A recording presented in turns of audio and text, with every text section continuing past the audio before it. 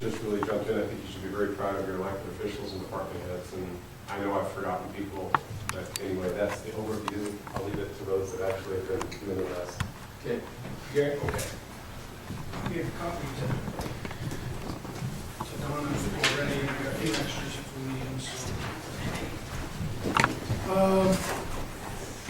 I'll be really brief and then we'll bring in the other folks, but this is an overview of the emergency mitigation update. What I've done is broken it down by departments and by floors that were affected. So if you look at the top there, it says basement. The approximations, by the way, on areas damaged or somewhat damaged are guesstimations. However, I did get fresh off the morning here, actual square footages are closer, but if you want specific details as I go through, just let me know. The basement, approximately 50% plus or minus had damaged areas.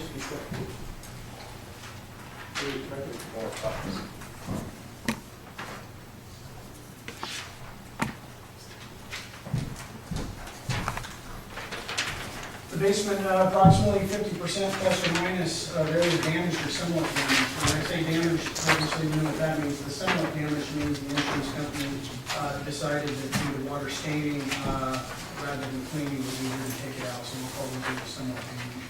But in the basement, we had the water department, both the county and the state with damage. The planning department with damage, both the maintenance office and shop had damage. This office had severe damage, the shop had minor damage.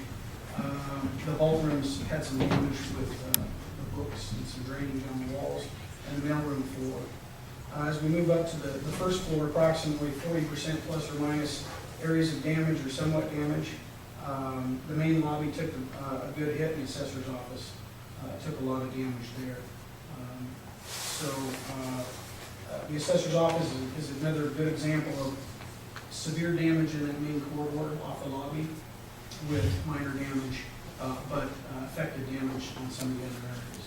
So the main lobby, because the marble and the flooring held up well, the ceiling did not. So the ceiling is having to be worked on there. So a lot of damage in there.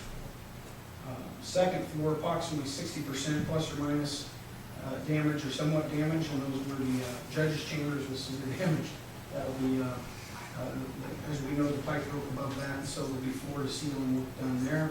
The courtroom and the recording area and offices off to the side, carpet and paint and that kind of thing. Third floor, really no visible damage noted. So as far as the emergency mitigation work has been done at this point, one contractor kind of broke it up. A third of the time has been dimming ceilings, a third of the time dimming flooring material or carpet, and a third of the time either removing debris or containing debris with screens and things like that. The other contractor taking moisture readings. Specific moisture readings in walls and ceilings and floors, room by room, floor by floor, all show a trend of relative humidity and moisture in the building going down, so that's a good thing. All in all, departments have moved to North Baker. I think we've talked enough about that. Now, Karen will be mentioning some of those things and where those folks went. Basically, we're drying out. Everybody's been working together as a team. And as Commissioner Kern said a couple meetings ago, we're all still smiling. And Mark started to thank them, so I will too. The Water Resources Department guys helped out a ton moving. The assessors helped out a ton moving. Parole and probation.